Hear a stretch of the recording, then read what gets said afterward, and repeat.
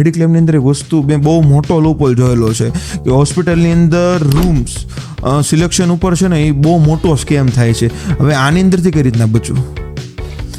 તમારી જે પોલિસી હોય ને મોટા ભાગે કો પેમેન્ટ ન હોય એવી તમારે લેવી જોઈએ, કોઈ જગ્યાએ પૈસા ન કપાય એવી તમારે લેવી જોઈએ. એના પોલિસી વર્ડિંગ વાંચવા જોઈએ કે ભાઈ સપોઝ કે સુરતમાં હો ને તો સુરતમાં એ જ હોસ્પિટલમાં તમે રહેવા જાઓ તો 5,000 રૂપિયાનો તમને રૂમ મળી જતો.